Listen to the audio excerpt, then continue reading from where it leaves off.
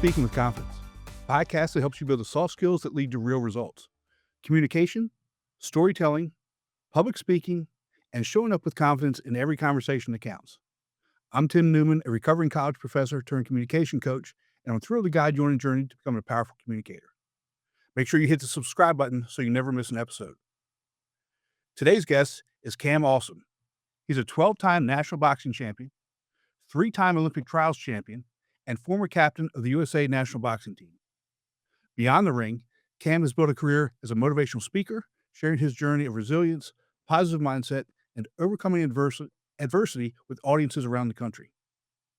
From being bullied as a kid to becoming one of the most decorated amateur boxers in U.S. history, his story is as inspiring as it is powerful. He's also the author of Becoming Awesome: How to Make Success Inevitable, and is here to drop some serious wisdom on you. Cam, welcome to the show. I'm excited for today. Oh, thanks for having me, Tim. Excited to be here. Well, I love all my guests, but I really like it when I have somebody from the sport industry come on, because we have some commonalities. We have some of the same types of mindset types of things. But here's a question I have for you. How much fun is life for you right now? I mean, you're traveling all over the place, and every time I see you, you seem to have a smile or you're laughing. How much fun is life right now? Well, life is dope. I comparing it to where life used to be. Oh man, things are in the up and up, and I've learned to enjoy it instead of wondering when instead of taking the route of, oh, when's the shoe gonna drop or when's things gonna change. It's like, no, I'm just happy. But it's, I mean, it's not. I'm not always happy. It's a lot of conscious work to be this Right. happy. Yeah, and I I kinda laugh sometimes because, I've been accused of having resting bitch face. You know, I'm a very emotional person. I really am, but you can't ever tell, 'cause I'm gonna show you my happy face, and I'm gonna show you my sad face. It's the Yeah. same. I mean, it's just I mean, it's but what's going on inside is, I'm a lot like you. I'm happy. I look at things from a positive mindset and always looking, to make sure that things are going well for me and to be able to help other people. Yeah. I'm yeah, I'm big on that with because it's like it's work.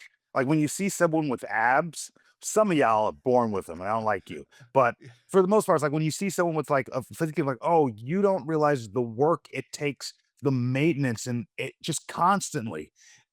But it's to have that thing that you want. And for me, that thing is not necessarily abs, it's being happy. Yeah. And that's so important, and it's happy with you, not happy with what society says you should be happy with. Oh, yeah, I don't care anything about And what most people think. Like, I value my reputation enough Mhm. because I value my reputation, I care what people think of me, but I don't really most people aren't happy. I can't judge my level of happiness off of unhappy people because misery loves company. Right. And when I was at my least happiest, I wasn't happy seeing happy people. Right. Right, it made you feel bad because they were happy and you weren't.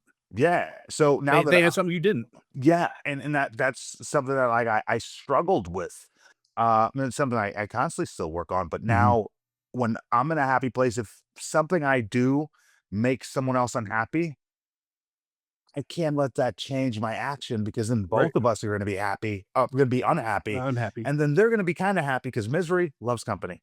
Right, and say, "Ha ha, I made you unhappy now. I did Yeah. it."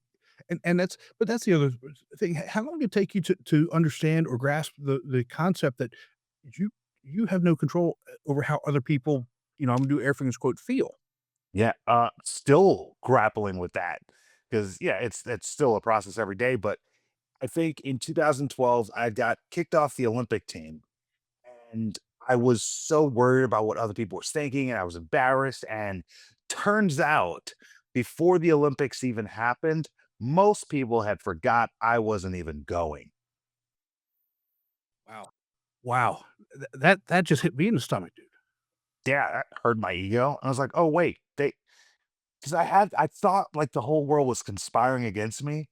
Mhm. And at that moment I realized, oh no, no one cares. Wow. That and, I talk about that nobody really cares, when and see, this is where we project ourselves, right? I talk about things that people nobody cares when we're talking, when we're public speaking, and I'm thinking I'm putting myself in your shoes where you're a high profile athlete, people know who you are, and wow, I would think that people would care about you, but the reality is they still don't. No, I don't I care how great of a Mhm. Chiefs fan you are. You haven't thought about Patrick Mahomes in the last few months. It's just when it's convenient for you.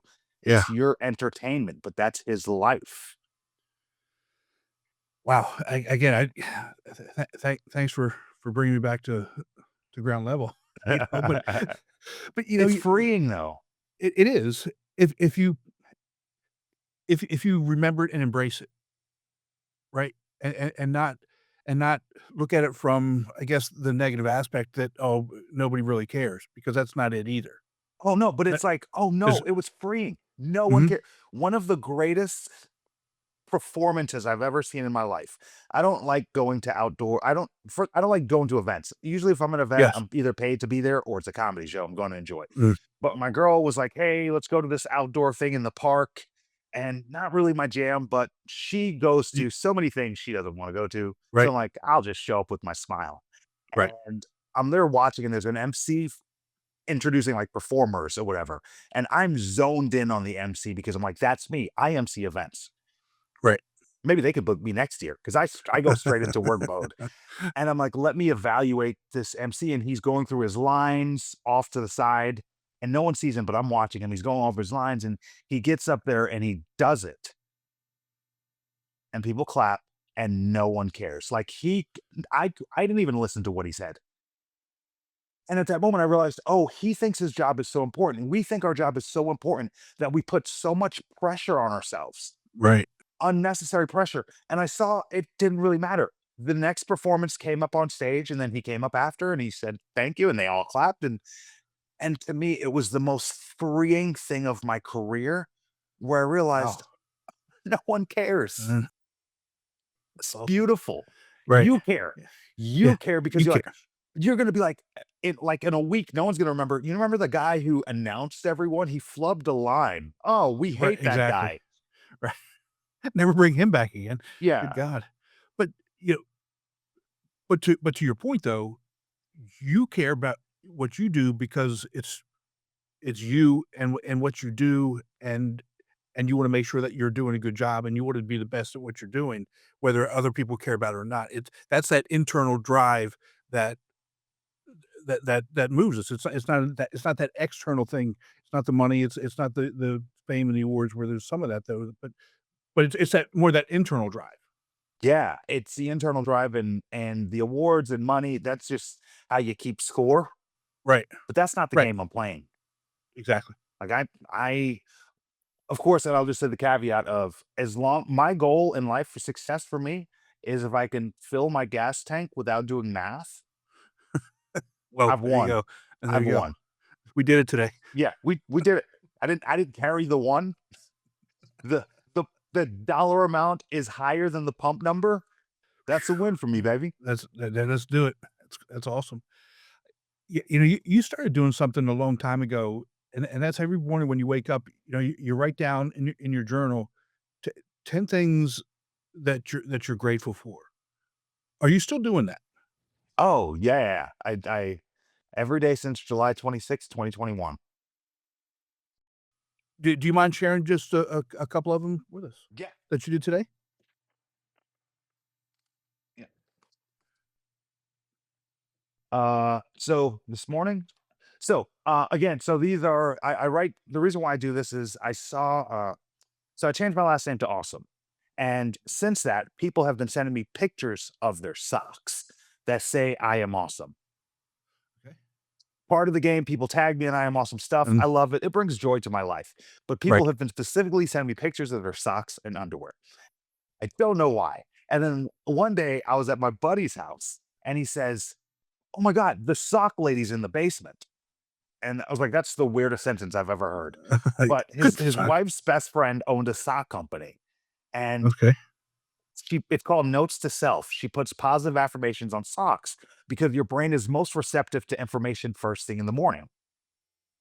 Okay. And her bestseller is I am awesome because it's like I'm courageous, I'm brave. It's all different ones, but I am awesome is everyone's favorite. So people have been Okay. sending me pictures of this lady's socks, and so I happened to meet her in my friend's house, How about that? and That's she explains to me the concept of the business and why she did it and the brain, how the brain works. And a light bulb went off. I was like, well, how do we usually start our day? Well, usually we hit snooze and we do math in 9-minute that's increments, right. and then we check our phones. The Yep. news, if it bleeds, it leads. Social media, the worst gets shown first. Yeah. So we just download a bunch of news and Negative. negative stuff first thing in our morning. So I decided, I was like, since I met her, I was like, all right, I am going to write a list of 10 things I'm grateful for every morning because it's your reticular activating system.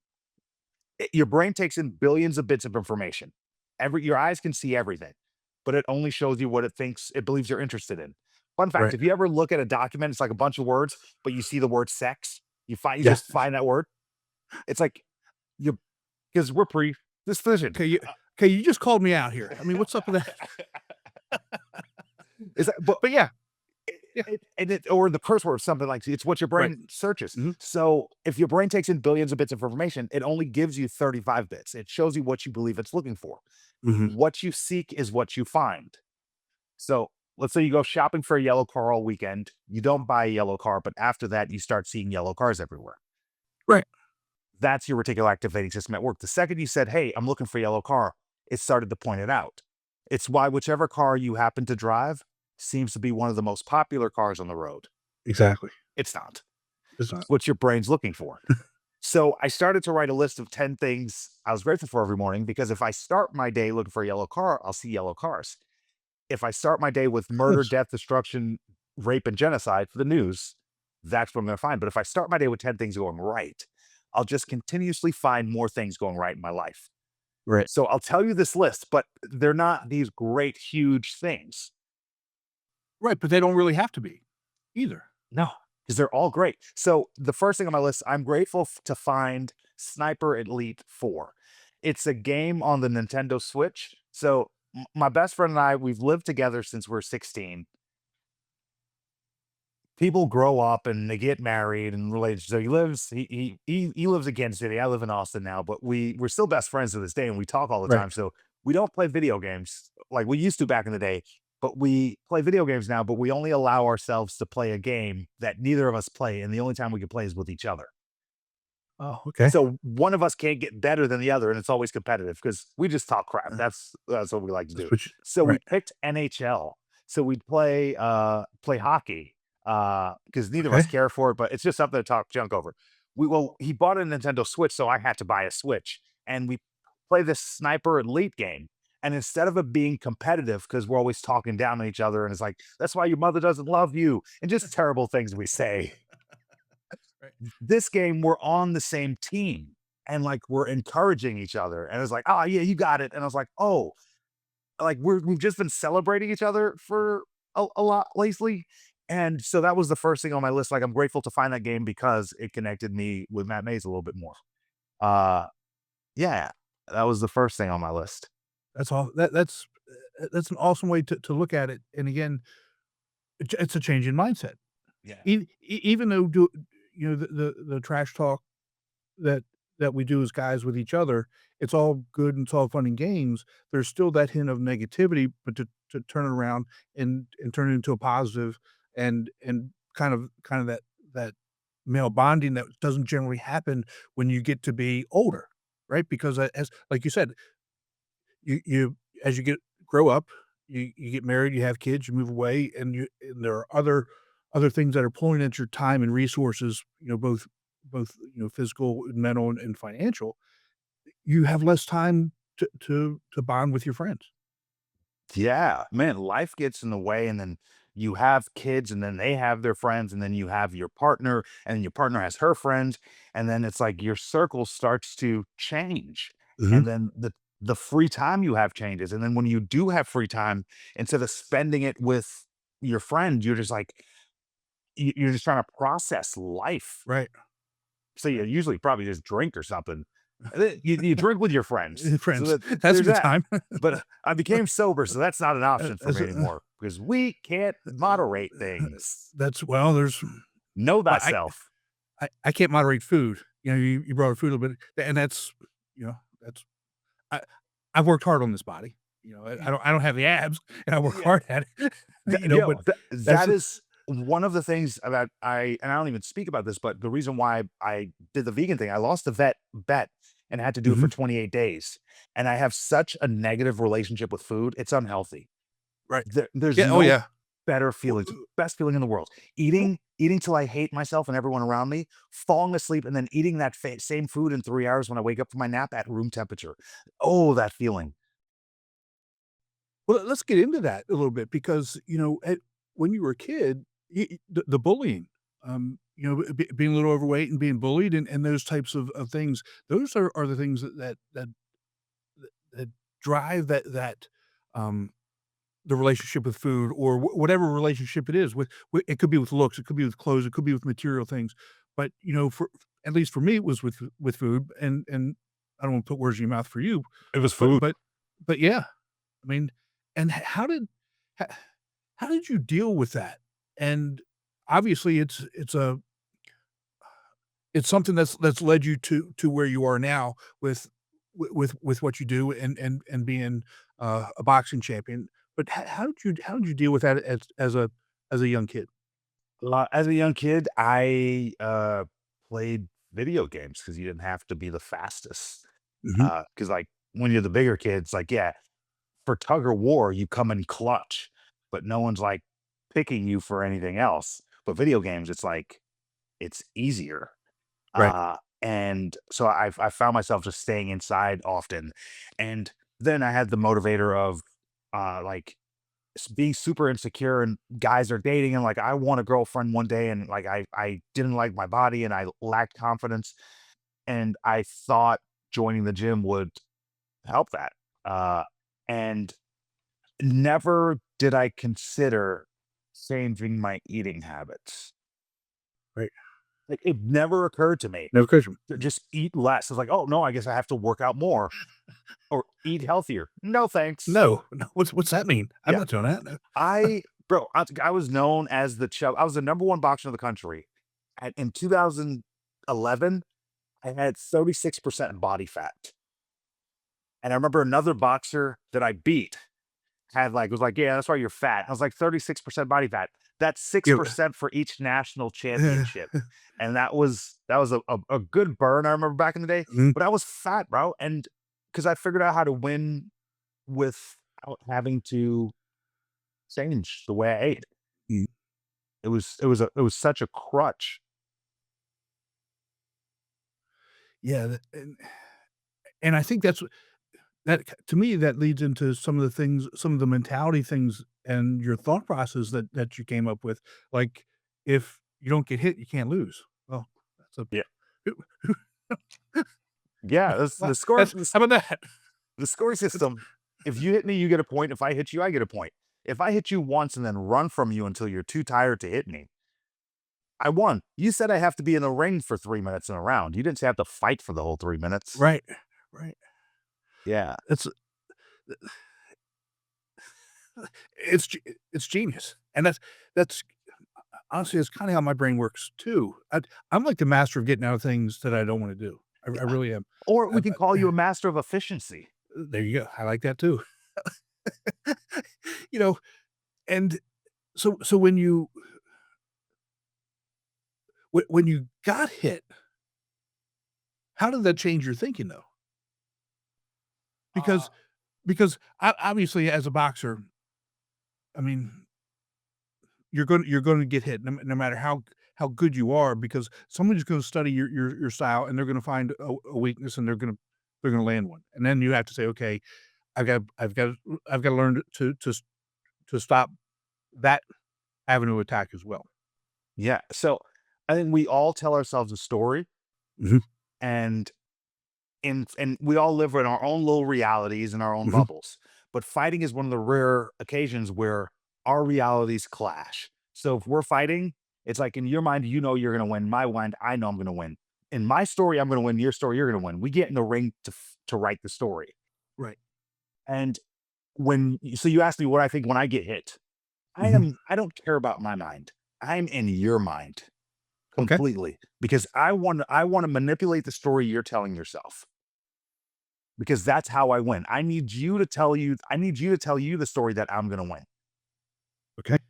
So my favorite punch is not a punch. So, and it's the punch I work out the most. Most guys are right-handed. You throw a jab in the beginning of the fight. Mhm. You throw a jab, I slip. I throw an uppercut under your jab. It's my favorite punch, and it snaps a guy's head back. It's beautiful. Right. Second time you throw your jab, I slip, uppercut. Third time, slip, uppercut, landing it with ease. The fourth time you throw your jab, I slip. You close your eyes because you know you're about to get hit, but the punch never comes. And you wait an extra second, then you eventually open your eyes. It's me smiling. Oh, man. I need you to know that anytime you throw that punch, I'm going to punish you. Now, in your mind, It's you're telling yourself, okay, I haven't dealt with this before. Cam knows something I don't know. This isn't looking good for me. right. And then I just need you to throw a punch, me to slip, and me just to win a cool, even exchange where I could hit you twice, but I only hit you once. Because I need you to think I can hit you at will. Right. This isn't true at this point, but by the second round, you're already starting to tell You're already yourself these thinking that. stories. Right. At this point, second round, you're a one-handed fighter because you've subconsciously stopped using your jab. If I can do that with your other hand, now if you ever seen a boxing match, you're like, the guy trained for months for the fight, he's not throwing any punches. Right. He's getting subconsciously trained not to. Every time he throws that punch, he gets punished. So you stop throwing the punch. Now you start telling yourself, Tim starts telling himself, oh man, Cam is in better shape than me. Cam's got me figured out. I can't even throw my jab. That's my favorite punch. I'm not sure what to do. You're flustered. And you look over at me and I'm smiling. The end of the first round happens. You sit down in frustration and exhaustion. And you look over at me. I don't sit down in between rounds. I'm looking at you and I'm looking down at you because I Right. need to know you to know, Tim, that you're less than me. In that moment, Right. in that ring, outside the ring, you might have a better life than me, but inside that ring, Tim, you're mine. And whether that's true or not, I need you to believe that. And by the Believe time that. you come out for the second round, you're not the same human being anymore. Right. Right. And then I guess it multiplies by the time you go into the third round, and then it's it's over at that point. It's over going to the second round, but the my guess is the mental defeat of that guy is going to the third round, it it's truly over. I can tell you when it happens. There's an involuntary exhale. It's like he's there and he's like, Here it comes. that's his soul leaving his body. Oh, that's awesome. I love it. That's awesome. Not an original quote. That's Mhm, Jeremiah Graziano. I'll never steal that from him. But mhm, that feeling of that his soul leaving his body, that's when I take your manhood from you. mhm. That to me, ooh, that's the greatest feeling. So how do you transfer that into outside of the ring, that mentality, outside of the ring into what you're doing now? Because, I mean, what you're doing now, the great work that you're doing, you're traveling all over the place, you're talking to people all over the place. What I really like those when you go and you talk to schools and you're talking to kids. So how do you take that mentality and transfer it to kids and get them to understand the to change to change their outlook, to change how they that mental mindset? I explain to them my story, and so I do stand up comedy. I try to make Mhm. I tell stories, and all the stories have jokes, morals, and messages attached to it. Right. Because my day, if kids are if they're laughing, they're listening. If they're listening, they're learning. If they're learning, I did my job. So I share my story and I share this story about how I talk to myself. And then I ask them, how do they talk to themselves? Because we all tell ourselves a story. Which character do we play in that story? Okay. Are you the victim in your story? Are you the main character? Are you the person who's going to win in that story? What's the story you tell yourself? And I remind them that they have the power to change the script. In 2012, I decided to rewrite my story by legally changing my name and trying to become the Mhm. person that I wanted to be. And I had the power to do that because of the story. I didn't become different. So in high school, my senior year of high school, I moved from New York to Florida. And this would have been devastating for most people, but I realized I could become whoever I wanted. We could develop a Jamaican accent and no one know the difference. I did not develop a Jamaican accent, but I did decide to be this really cool, outgoing, fun guy because no one knew any Nobody better in knew. Florida. Right. And hook, line, and sinker, Tim, everyone bought it. I was this really cool dude. Years later, now that I look back at it, bro, I just changed my zip code. I didn't change at all. Mhm. The only thing that changed was the way I thought of myself. I was the same person. The only thing that changed was Right. my zip code and the Right. expectations that other people had on me. So often we fill the role of what we expect other people to think of us. They don't really matter.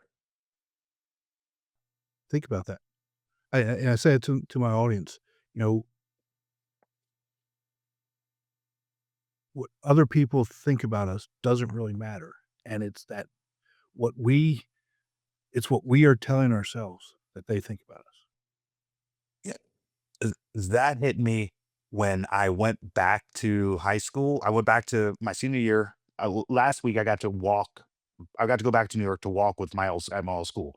And Oh, Tim, I wow. couldn't wait because I was like, I was in better shape now. I was confident. I had friends. And the second I walked into that high school, I reverted back into the unconfident, awkward person I used to be. Years later, I saw a quote, Charles Hart and Cooley. I'm not who I think I am. I'm not who you think I am. I'm who I think you think I I am. think I am, right. I'll say it again for your listeners. I'm not who I think I am. I'm not who you think I am. Because again, Tim, I don't know what you think. I can only assume. Mm. I'm what I think you think I am. When I got to Florida, I thought everyone thought I was this cool, outgoing guy, and I fell into that role. In New York, when I went back, I knew what they expected of me. And I found myself filling that role unconsciously. And a lot of times we just have to change the people we're around if we want to change who we Right, are. right. And that's so important too, that the people we surround ourselves with, our inner circle, that I like to talk about is, you know, you get to choose who your inner circle is. And if you want your inner circle to be people surrounded by negativity, you're going to get negativity. If you want to surround it with people that are positive, you're going to get positivity. But you also need to surround yourself with people that are going to be real with you and they're going to give you the truth. I mean, you can surround yourself with people that are positive all the time. That's not very helpful. I mean, it's you get positive messages all the time, but they're not giving you the what's really happening. Tim, you're screwing up over here, dude. You need to fix this. Or, you know what, you did a great job over here, but you know, call your mother. You need so Matt, the guy I play cyberly with, he's that friend. Yo, Matt will fight everyone for me. He'll defend me to the death. And as soon as we're in private, he'll put me aside like, yo, get your life together. Like Right. he and there's only a few people in my life who can really pull me aside and I'll really reconsider the way I'm living. And I'm grateful to have a friend like that. Uh, and you have to keep those people around to check you. Yes. Protect your neck, but you still got to make sure someone's around to check yourself before you wreck Exactly. yourself. There's a video and I can't every time I go to reference it, I forget the guy's name, but he's I guess he's a jujitsu instructor, and he's sitting down and he's talking to his students, and he talks about you got as a guy, you gotta have 5 friends. And in those 5 friends, he lists out what they are. One is a person that's gonna keep it real. One's a person that's gonna, is truly invested in you, who's happy for you because it's you, is not being jealous. One's a hitman. It doesn't matter what's going on, something's going down, they're gonna Marauder. roll out. And so, but I think that's so important in your inner circle. You do have to have those people, and that's something where we talk about we don't really care about what other people think. I'm not talking about that from your inner circle people because Yeah. those are the people that we choose. We choose to have them in our lives. Yeah. Also, we're not 8 years old anymore. Like, Right. don't choose friends based off proximity. Like, don't be Right. friends with someone because they live down the block from you. Right. Hop in your car, go drive around, be around different quality people, leave your area. Mhm. if you Yeah. can, if you're trying to change who you are. So for me, I have a top 5 that I like Mhm. to think of, and this is more for a professional, for goal setting. So whatever your goal is, you should have a top 5 people around that goal. Okay. So whether it's boxing or speaking, I'd use them both. So for boxing, here's how the format of it. Boxing, the number one person out of your top 5 to hang out with, that's the person, your idol, someone you look up to. This person, you don't ever have to meet them. They don't even have to be alive. Call it Muhammad Ali. That's the pinnacle. That's the number one. The number 2 person is a boxer who is better than me physically, like who can beat me, who's like more experience and skill than I Mhm. am. That's my number 2. My goal is to get as good as that. Like that's who I'm chasing. Right. My number 3 person, that's the person who is just as good as me, my competitor. I will never let that person get better than me. Right. And that person should never let me get better than them. Right. That person's my friend, but we're competitors. Exactly. If we're in the gym, he throws a Uh, 5 punch combination, I throw a 6 punch combination. He goes on a 3-mile run, I go on a 4-mile run. And if he See? finds out I go on a 4-mile run, he goes on a 5-mile run. That's who I want. Right. He needs to make me uncomfortable because we're chasing number 2. Right. The number 4 person on this list, that's a person you're more experienced in, that you're better than, but is just as hungry as you are. Ooh, boy, that's a tough one. That's a tough one, dude. Because I know there's I don't mean to interrupt you, No, but I please. know there's those people out there. But when I look at and I'm trying to internalize this as you're talking about it, 'cause I'm not the smartest, I'm not the I'm not the fastest, I'm not the strongest, I'm not ever but I've always been the person that nobody's ever gonna outwork. So to find somebody on that level, man, And the thing is, that's it's going to be in its raw form. yeah, And that person is the person you mentor. yeah, okay, You see a part of you in them, that hunger, that drive. And even if they have like they're going in the wrong direction, they haven't figured it out. But the thing uh, inside them that makes them like you can't teach that. right, You can right, you guide can, it. And your goal is to guide that person to be better than you. Like give them all the tools, all the skills, all the resources. right, And their goal is to be better than you. Again, that number 2 that you have, you're you're their theirs, number 2. you're their number 2. And you have to be okay with that too. Oh, You have to be okay that's that to me, that's a ego aside, personal growth, helping people, um, because I think that's our calling in life anyways, is to help people to put that ego aside. It's okay if somebody becomes better than you.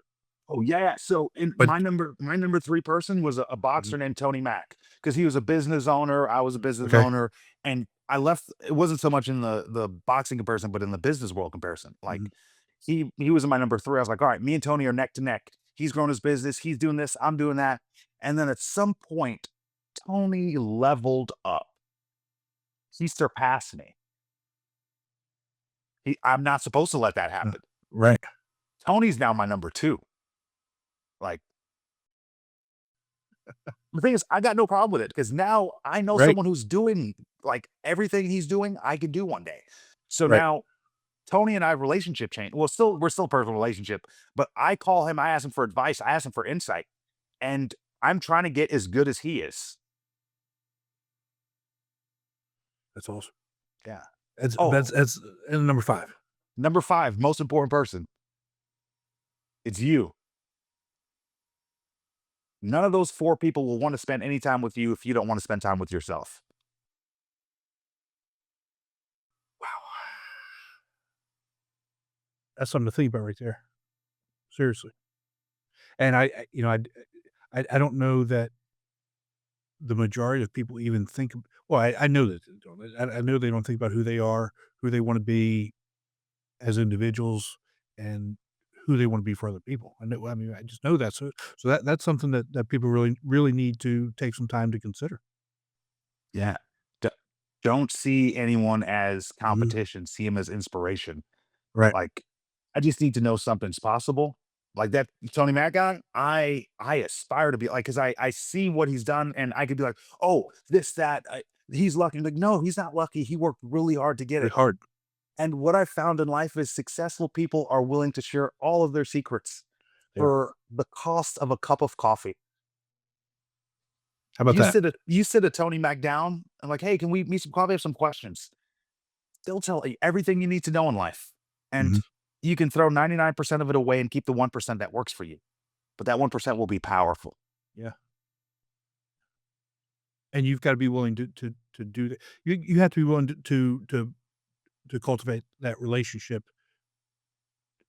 and work on it, and then be able to put your ego aside and listen and put that into practice. Oh yeah. And what allowed this system to flourish was the objective measurement of boxing. You got punched in Okay? the face. Face, right. It was pretty like, hey, is this guy better than me? Yeah, you figured it Uh, out. And then when someone does get better than you realize it's for a reason. right. They learned something, they did something, they're working on something. What are they doing and how can I implement that into what I'm doing? Mhm. It's like they didn't invent anything, they just figured something out. I can figure it Fi out too. Yeah, and that comes back to, at least from my perspective, um, research and preparation. Oh, yeah. The most people aren't gonna like no one's outworking you. That's Right, what I brought to the table. I'm not the right, smartest, I'm not the uh, fastest, I'm not the strongest, but I will dedicate my entire existence to be better than you at something. right. And while you're sleeping with your family, I'm working. You I'm took working. Christmas vacation off to spend time with your family. I'm in the gym, bro. I'm giving you that work on January 2nd. Is Right, like if you took 2 weeks off for Christmas break every year in 10 years, I'm ahead of you. right. Absolutely. Yeah. But I'm learning how to So channel that in less of a competitive mode now that I'm in the industry of helping people, not hurting them. well, but I think so but bring it back to it's still competitive, though. I think that there's still that competition, whether it's with yourself, because I think people discount that personal competitive side, but it's also competitive in terms of reaching the goals that you wanna reach. Whether, I spoke with somebody the other day, um, doing a TED Talk, and he wants to have the number 1 most watched TED Talk of all time. He's at number 2. And so there are those other competitive things that life is competition. I mean, it doesn't really matter where we are. Um, so I'm not the I'm not the person that thinks competition is bad or it's toxic. I do think that there are times that it gets, out of control, but I gotta have that in my life. I Yeah, do. I love that competitiveness. Mhm. I'm learning to channel it to be more collaborative. Right. But that competitiveness, if if 5 comics go up in my head, I'm like, okay, I'm doing everything in my power to be the best comic. Right. Now, I don't hope any of the comics do bad. Fail. Right. I No, hope they all that's the do. difference. I hope they all do their best. Mhm. I'm gonna work on making my best better than their best. Right. And sometimes I do a show if there's four comics. Sometimes I was the worst out of the four. And I'm like, okay, I'm gonna go back into the gym. I'm gonna work on these jokes. I'm gonna hit open mics. I'm gonna fix this. And next time I get on stage with these guys, they're gonna see I'm not here to mess around. Right. And really, it's nothing against them at all. It's just how I make myself better. Right. And they're doing the same thing, whether they wanna admit it or not. And we I all mean, win. right, exactly. Yo, That's also, if anyone on my team scores, we all we're get good. points. Exactly. I'm all about collaborating and celebrating other people's wins. Yeah, you have to. I mean, I it that's part of being in a relationship, right? And with whoever it is, whether it's, a personal relationship, a business relationship, uh, whatever it is. Situationship. Yeah, whatever, right? The better you are, the better you're making a relationship. The more things that you're doing well, the better everything is. How can what is it that I can do to help you get better at whatever it is that you wanna do? What is it Yeah. that you can do to help me? And that's how things grow, and that's how, to me, everything is about relationships. That's how relationships grow, right? Yeah. And relationships based off energy and Yeah, yeah. And Energy can read things, man. I elder I get, I'm like, oh, things that's real. The energy you put out, and energy is contagious. Yes, it is. If you Yes. put out good energy, you're gonna find good energy. Mhm. And if you're not finding the thing you're wanting in life, maybe take a second and evaluate if you're putting out the type of energy for the response you want. That's a really key point because a lot of times, I think we're the ones that are putting up the the wrong type of energy, and we blame it on other people when Oh we yeah, got Tim. to when we have to look at ourselves. Yes, Tim, we got to look at ourselves. We all have a negative person in our life, Mhm. right? Think of that negative person, Tim. Does that person think they're negative? No, absolutely not. How do you know that's not you? So I'm not negative. Well, but the thing is, The we the all think that. So the it's right, something we all need to work on. right. And there's no, I think that's what enlightenment is. I think enlightenment is you just reach the top, but we Abs can all have room for improvement to be more of a positive absolutely. person. Uh, but yeah, it's just and it's you'll never reach the top. It's just Right, and potential. and it's a continuum based on the day and the time of day and everything that's going on. Kinda like the conversation we had just before we started recording about being awesome and being phenomenal, right? I mean, sometimes I'm awesome and phenomenal because there's bad stuff going on, and I just want to be positive about it and get through it. Sometimes I'm truly being awesome and phenomenal because things are going really, really well. Yeah, and but And sometimes you're not. Sometimes life is shit, bro. right. Sometimes things Look are it over. hard, and it's like things. It just seems like it's not working out. It's just like a domino effect, Exactly. and then the But wrong guy cuts me off. well, it's funny you say that. I drove the motorcycle into work today, and where I live, it's not very much traffic. There was traffic today, and I got cut off, and I immediately got upset. If I was in the car, I would have been fine. Wouldn't have cared, no big deal. But I was on the motorcycle, and I got upset. Nothing happened, but I'm thinking, You're being an idiot, and it coulda hurt me bad because you were an idiot." But this guy's I mean, he number 1, he didn't do it on purpose. He wasn't paying attention. I was paying attention so I could avoid the situation. So why am I getting upset? Just let it go and move on. I mean, there's certain things that trigger us when we sit back and think about it. Y- Why You why are we gonna let something like that bother us? well, the thing is, it's not so much that it's the level of your stress when it happened. You Yeah, oh said yeah. if you were in a car, you wouldn't have been worried because you'd have your seatbelt on, you'd be Mhm. safe. But your level of stress is heightened on a motorcycle. Right. And in life, let's say you're dealing with a lot of like financial stuff, kid Mhm. stuff, bills, and then you run into an issue with a coworker and you lose it on them. It's because your level of stress is so much higher. And Yeah. it's really not even the interaction or that person.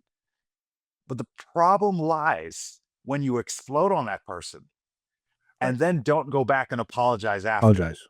Yes. We're going to Yes. mess up. But if you don't apologize, then that resentment is held. And it really was never that person's fault. They didn't do anything. Right. It was you that It rode was your me. motorcycle to work and you were stressed out and you exploded on them. And now you have an altered relationship with your neighbor because you lost your mind once. Exactly. And again, comes back to the ego and taking ownership and responsibility for how you feel and your actions and reactions of what's going on. You know? Yeah, I have to check myself on that one, and I speak on it, but I'm like, oh, like often have to like check myself on my reactions to things. But that's because we're human. I mean, it's we're never going to be perfect. We're never going to be do things the right way every time. But again, taking that step back and uh, being open Yeah, and willing to being sorry, to taking responsibility, to owning whatever it is, and acknowledging that. yeah, Because and because we can acknowledge it to ourselves, but that's not really acknowledging it, right? no, and I think if you don't admit it to the person, if you admit it to yourself, but once you admit it to the person, it releases that weight from your soul. Yes. As weird Mhm. as that sounds, It does. I felt like I was hitting some ceilings in life and I couldn't kind of break through. And it was during the pandemic and I was really frustrated. And I was just like, let me try something out. I made a list of all the people I've ever had any quarrels with or any beef, any smoke. And I reached out to those people. Even, and it was, if it was a text, I texted them, hey, can we talk? And I apologized to a lot of people for things that I didn't even think I should be apologizing for. And I just let a bunch of things go. And a few of them were taken aback, like they didn't understand why I was apologizing. And I was like, "Hey, I'm not suicidal or anything. I'm not. These aren't my last goodbyes. I'm just letting things go." And I wanted to apologize, and I did that with maybe a handful of people, and I let go of all How issues about I that? had with the weight. I didn't even know I was carrying. It took a lot of pride to do it, by the way. Mhm. But the weight that let go of me, man, it allowed me to take off. That that's amazing. Did you talk to anybody who had no idea that what it was that you were holding on to? I mean, obviously, there were some people that said, "Okay, yeah, I remember that, but it's no big deal." But how about, dude? I don't even remember that. About most of them bad. Most of them. One of them, I didn't talk to this girl for about 6 or 7 years, uh, and turns out and I was just in, I was an emotional time, and then she Yeah, yeah. decided because we're friends, and, she got a boyfriend, and he was trying to establish boundaries, and I was like, "But we're just friends. Of course I'm gonna just show up to your house randomly and just chill on your couch." And I didn't understand boundaries back then, and I was just like, "Well, if you're gonna choose him over me," and then we just didn't speak for years, and I got called her, and I apologized, and turns out, like, she married the guy, and then they got a divorce, and they have a beautiful daughter, and I met up with coffee for her and we got to catch up on years and we still text monthly to this day. And it's because I let go of something. And she didn't even remember why I wasn't talking to her. Yeah. It was just a me thing. Stories we tell ourselves, we hold in that cause the anxiety and that drain, that mental that mental self-talk that is debilitating, that puts us in these positions that we're not good enough, or, I'm a horrible person, or whatever it is, and, you know, at some point, we all have to figure that out and be able to let it go, and I'm glad that you did that and shared that because, again, it's where you taking the steps is difficult, it's easy to do. It's easy to get over some of these things. Once you take that first step, the hard step is the first step. Once you take that first step, it becomes easier, and then your life changes after that. Yeah. The heaviest weight in the gym is the front door.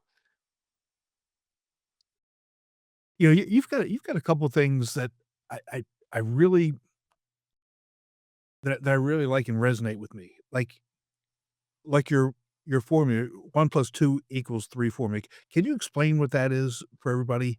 And I think once they hear it, they're gonna say, "Wow, that is just so simple. Like, how come I didn't think about that?" Yeah. Yeah. It's not the boxer bringing you rocket Yeah. science. It's a very Right, simple equation. So, right. I ran into this issue in health class. I was like 14. We found out how calories work. You consume about 2,000 calories a day. You burn about 2,000 calories a day. You remain even. This was great information to me because I was struggling with weight and I wanted to lose weight. And I'm like, okay, you can just burn more calories than you can consume. That's how you lose weight. It's by burning more calories than you consume. Every diet you can think of is just different variations of burning more calories than you can Right, consume. right. Now, you can consume less calories, but again, that was never an option. So for me, I was like, okay, I'm just going to go rollerblading every day before school for an hour. And that's how I was going to burn the calories. And I did this morning after morning after I did it 6 mornings in a row. And then I woke up in morning 7. I was like, oh, I think this is a waste of time because I saw no physical difference in my body. I was sore, I was tired, and I was frustrated. And I was like, I looked at it. I was like, okay, there's no other way to lose weight. I've been burning calories. I've been burning more than I consume. I've been working out every morning. Why isn't this working? If it's not going to work, I might as well stop now. But then I looked at it like an equation. 1 plus 2 equals 3. Me plus burning more calories than I consume equals losing weight. I guess I've got to do it longer. And after about 3 months, people were like, "Oh, look at Cam, he getting skinny."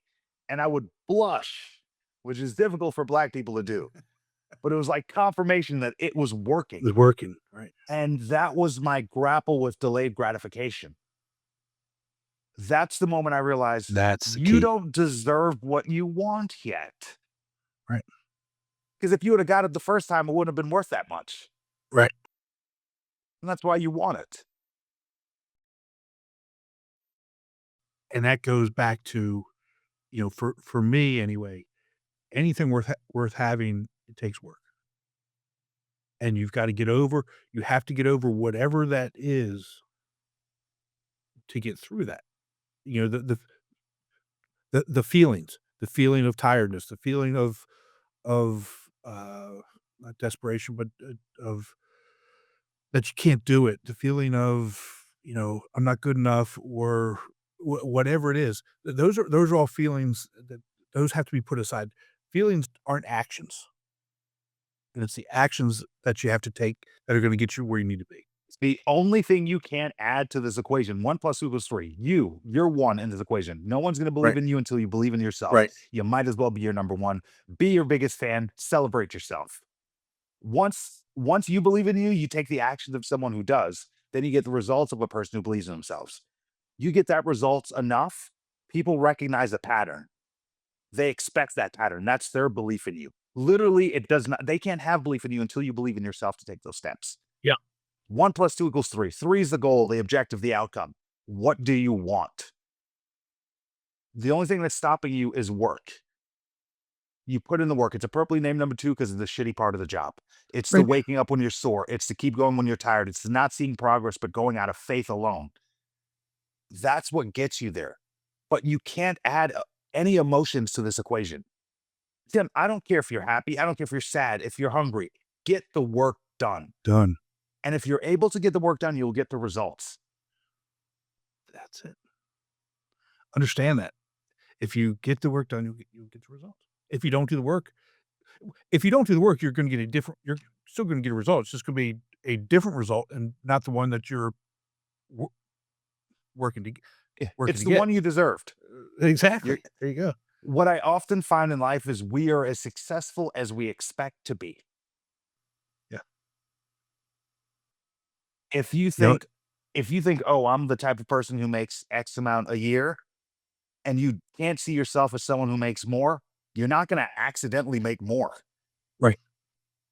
We have that negative person in our life, right? We also all Yes. we all know an entitled person in life who just acts like they walk on water and they think they deserve the best of everything.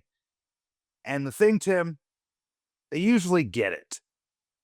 That's the annoying part. How dare they think they're worth that? And I don't think I'm worth that. Instead of being mad at them, Be mad at yourself. or start to Or be do something about entitled. it. Or do Start something. to Yeah. Mhm. treat yourself like you deserve those things. Right. Because you do. That's You it. deserve those things, Tim. That's the key, right? That's that mindset shift. And to me, that's what a lot of this is that we talk about. It's changing the mindset, change how we approach things, how we look at things. And that in of itself isn't gonna be the difference, but that's the start of it. You still have to do the work. Yeah. You got to do the work. And another thing is also hope. Find hope. Uh, That's so my speech that I do, the whole idea of the speech is if you can fail without being discouraged, success becomes inevitable. yes. We don't quit when we fail. Failing is a part of the game. That's how we learn. Failure is an Right. opportunity to gain experience. Part of the right. We quit when we get discouraged, when we fall short, when things don't work out our way. And sometimes we get discouraged before we even start, so we don't. My purpose is I want to just give people hope, whatever that hope they need. to allow them to try one more time, because if you try again, you're going to be better the second time. Like if you Yes. failed the seventh grade and you had to take seventh grade over again, it would be easier the second time. That's with everything in life. Just because we're older, we don't want to do the same thing twice. That's how you get Ex there. exactly, exactly. You know, and I'm glad you said what you said about, uh, if you can fail without being discouraged, success becomes inevitable. You've also said at times that the best things that happened to you have come after terrible things. To date, what's your greatest success? Ooh, my greatest success is I get to keep the F in my name. I'll explain what Okay, that means. please. In 2012, I legally changed my name to KMF also. On my birth certificate, it's just the letter F. And I did that because one, I thought it would be funny, and I'm a child, and I want to keep that childlike part You of have my to. life. That Right. that's a 13-year-old changed his middle name to letter F. That's what happened. And it's because I wanted to keep that inner child and give myself joy and hope and optimism and that playful attachment in life. And I'm in a situation where I'm a speaker. I could book a lot more gigs and have a lot more success if I just took the F out of my name. No, can't do I it. won't do it. Can't do it. You And can't you can't you can't do it. the fact that I can authentically leave that F there, although it taints my success, I get to be me. And to me, that's the greatest success. And dude, I love that. Yeah, I can't tell you how much I love that. It's I'm 57 years old. I still think I'm a 12-year-old kid. I really do. And it comes up on the regular, a couple days ago, my wife said something and my mind started going in places that it goes with your wife, and she said, "How old are you?" I said, "You know exactly how old I am. I'm 12." You know? And but that's who we are, right? And if that's who you are, that's the best thing in the world. And I don't really care if it's I can't work over here because this is who I am. That's fine. It's not a good fit. It's great for you, it's great for me, and that's why I love it so much for you that you're being who you are. You're being authentic, and people are either going to love you and embrace you for that, or they're not, and either way, that's great, it's perfect. Yeah. There's really an in between. Right, right. Yeah. And but I do enjoy that. And I will say sometimes it's like, oh, if I were just to conform and be different. But what I realized is what happened in life was we got access to the internet, which means we got Yeah, to see how all of us were living. yeah, And some of us took the safer route with a corporate job, so we had to wear the suit and carry ourselves in a certain way, and we do it for the paycheck and it's part of the job, no big deal. But then we have to carry ourselves in a certain way on social media because now it's connected to our job. But then we started to see other people post about the way they live, and they're not following the rules I have to follow. I don't technically want to follow these rules. They're not my own personal authentic rules, but it's how I get a job. right, So I'm going to complain about those people online. How dare they live their authentic self when I have? And the thing is, a lot of us are forced in a position where we can't be our authentic selves because of the paycheck we've attached ourselves to. right, And no shade at all, because we have to make a living somehow. But you right, have a window of time after your workday to work on what you want to do and chase your passion and find that thing that gives you hope. right. Absolutely, and I think that I'm just gonna put it into a different into a perspective. I was a college professor, and um, I was always the person that was doing the things that everybody wanted to do, but would never actually do. Sometimes it worked out great for me.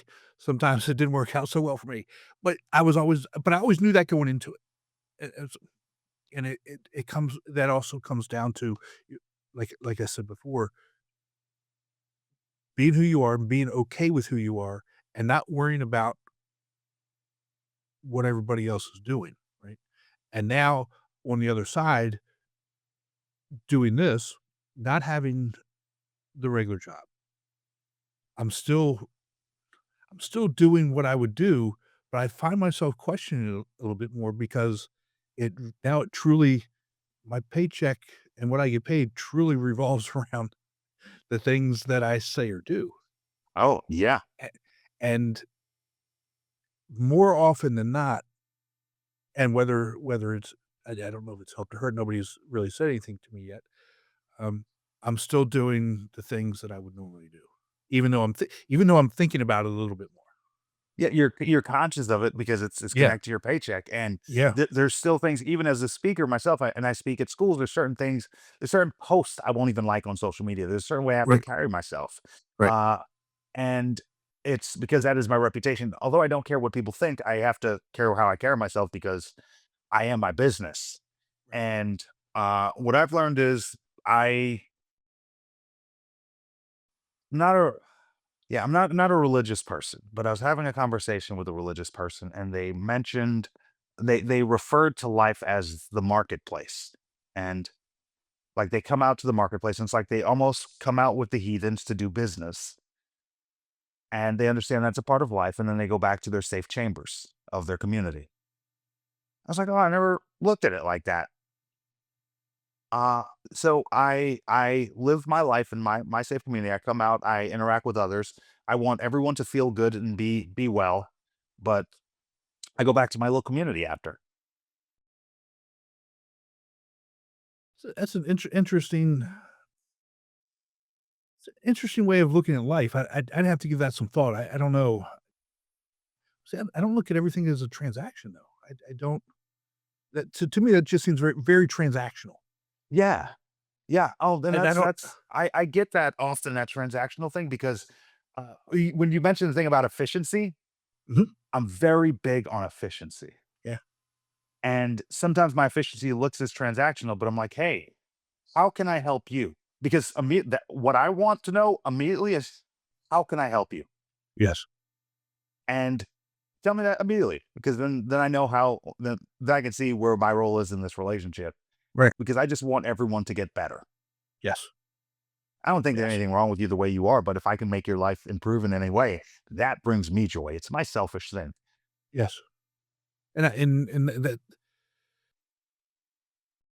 I agree with you. Let's just put it like that. The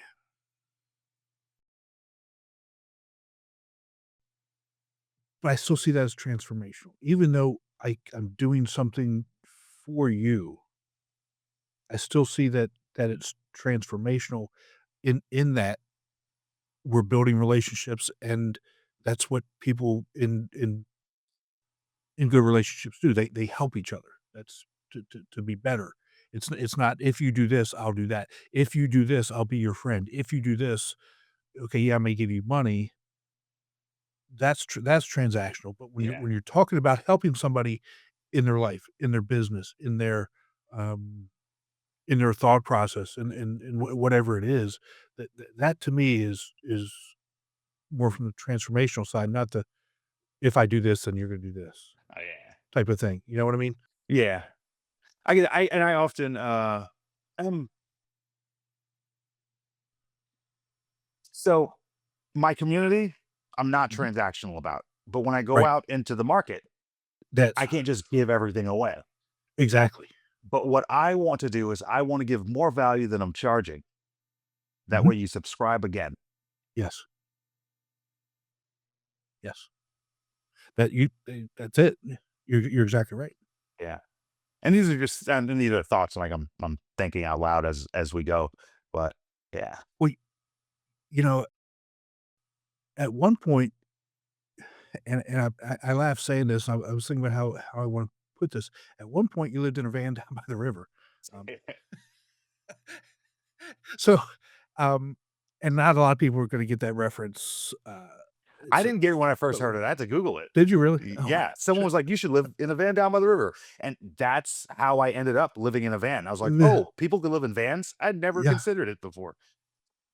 So I don't live in a van, but I'm a full-time RVer, so I live in a Oh, that's bus. dope, man. I live in a bus, but I do know people that, have traveled the country in a vans. I could never do that.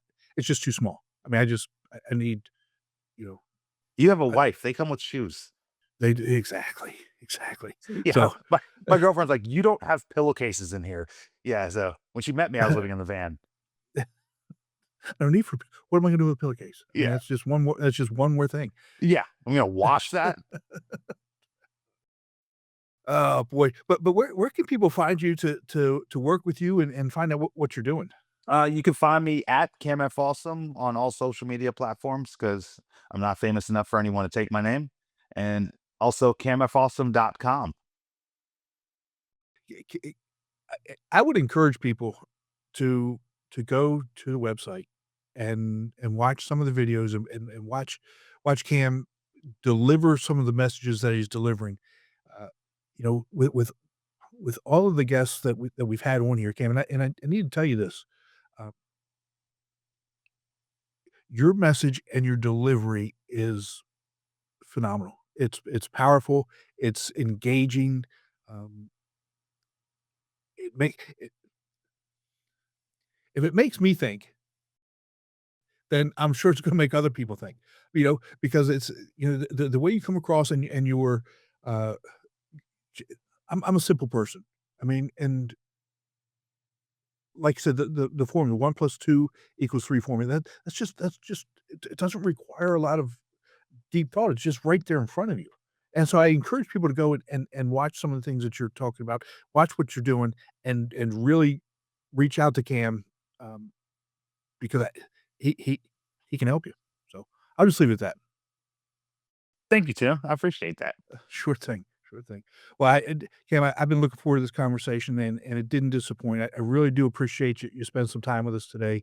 Uh, take care, and we'll talk to you soon. Thanks for having me, Tim. Be sure to visit speakingwithconfidencepodcast.com to get your free ebook, The Top 21 Challenges for Public Speakers and How to Overcome Them. You can also register for the Forum for Public Speaking course. Always remember, your voice has the power to change the world. We'll talk to you next time. Take care.